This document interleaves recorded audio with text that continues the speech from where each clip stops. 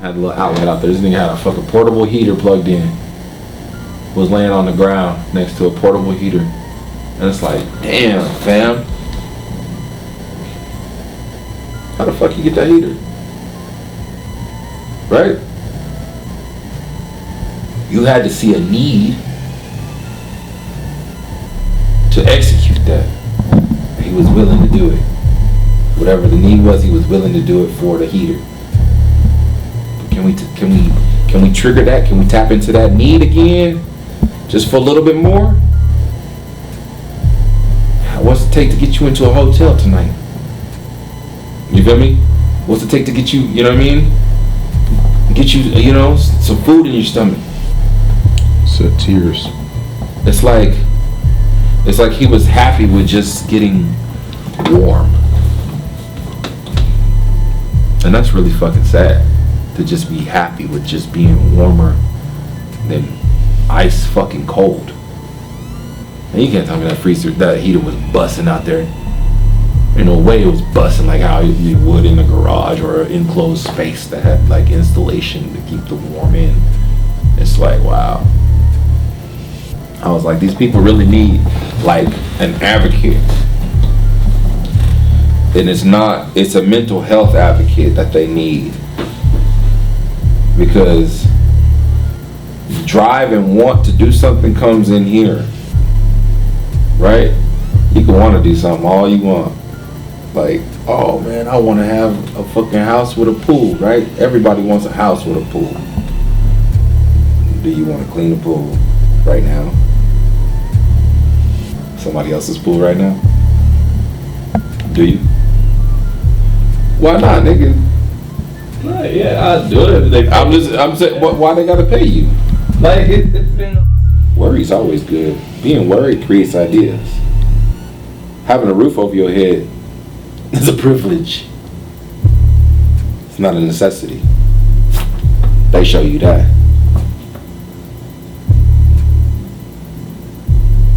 What will ensure your family's success is teaching. Teaching them how to operate and think about things in the right way that will benefit them. But if you don't teach how to think about something, the perspective on it is going to be left up to that person. And a lot of times the perspectives are influenced by the people that person hangs out with too. But if it's not you teaching the necessities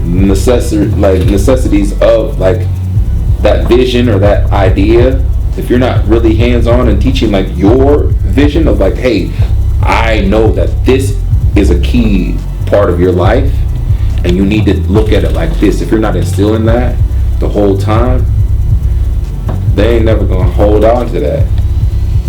And people always do what they want to do.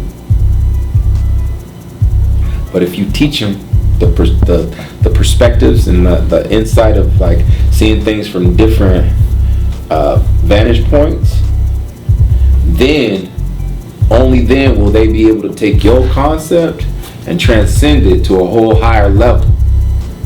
That then again ensures the success of their family now, because your ancestor has passed away. Even, you get what I'm saying?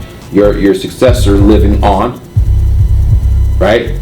You have to instill your mindset and what the key values that you want your kids and your family to have around you and grow and learn with. You have to instill that, but it has to be taught.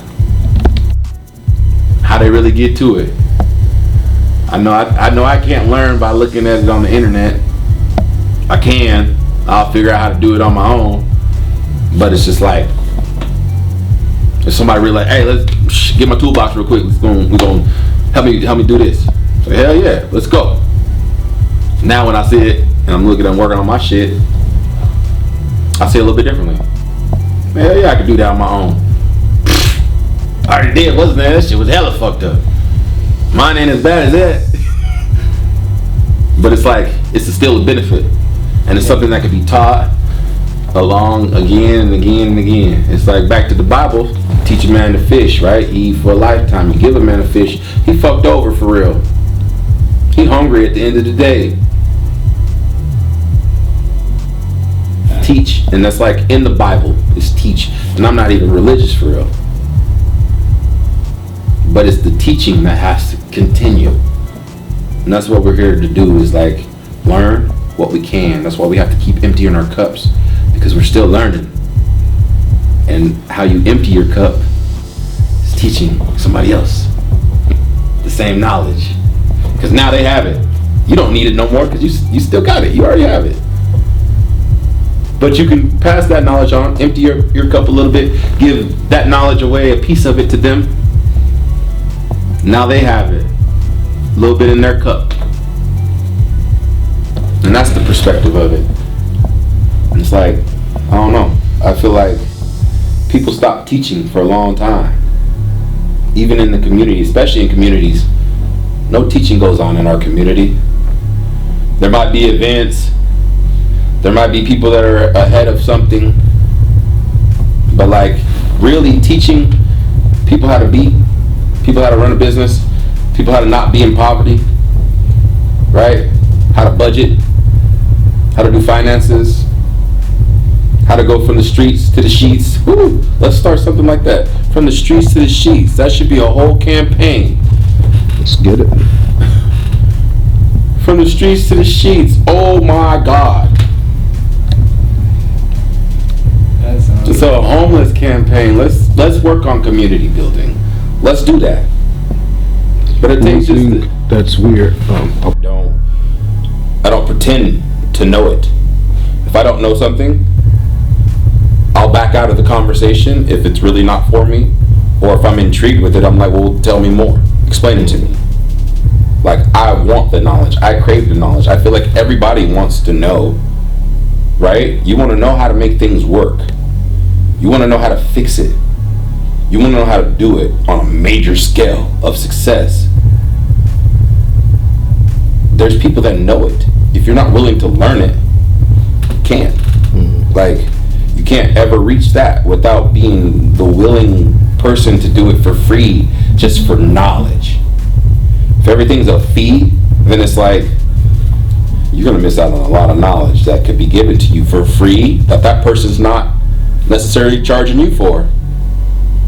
You know? And it's like even on like nonprofit, that's an area that I have yet to tap into. I've dabbled, I've worked with nonprofits before, but it's just like how to umbrella into that.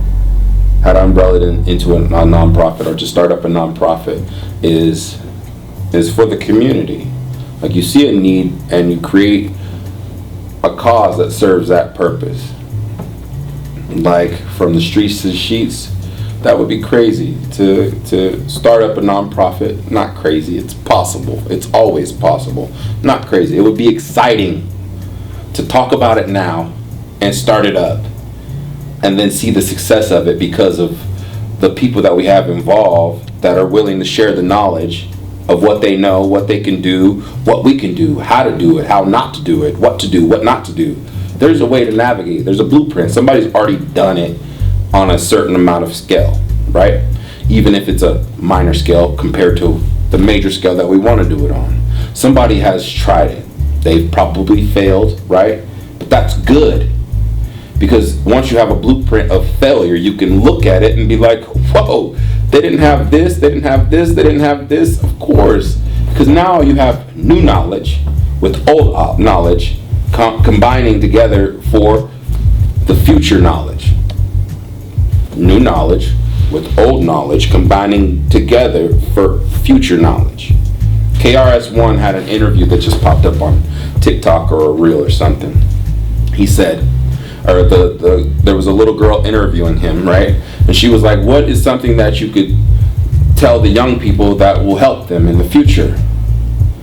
And he says, if young people listen to old people, they'll move faster around young people.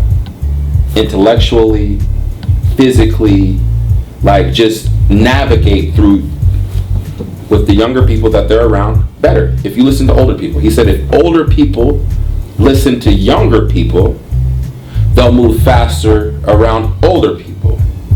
Now you think about the older people right now, that could still drive and be on their cell phone, texting, and driving, and doing all that stuff, right? But then you think about the old people that are stuck in their ways and probably in a nursing home, right?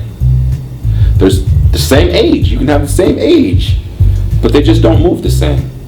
You can have the same age of kids, but one just be so much brighter, so much, oh, your vocabulary is just way, like, because they listen more than they don't, you know what I mean? So if you're a listener, be a listener. Learn, fill up your cup, empty it when you know you need to empty it. When you, like, you'll know when you need to empty your cup because you'll see somebody doing something that you know how to do, and you'll see that they're doing it wrong. That exact moment is when you empty your cup for them. You don't empty your cup for yourself, you empty your cup for other people. And that's where the success comes for the future knowledge. Because now, you saw somebody that was probably younger than you doing something. You took your old knowledge, you gave it to them, right? They have new knowledge, right? They were like, oh, I was trying to do it like this. You could be like, oh, that is a good idea, right? You could take that back from them.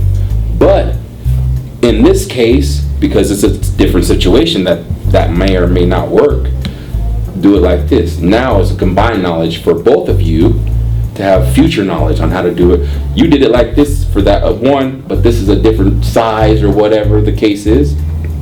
So we need to do it like this. So now you have knowledge that you've received, they have knowledge that they've received. It's an even exchange of energy. Nobody can argue energy. When you have an even exchange, nobody feels hustled. You don't feel like you need to charge somebody money when there's an even exchange of energy. When you put in as much work as you see the next person putting in, and then you both are done, you're not like, hey bro, let's split the bill. Right? It's just like, hey, we both got it done. That's cool. Success.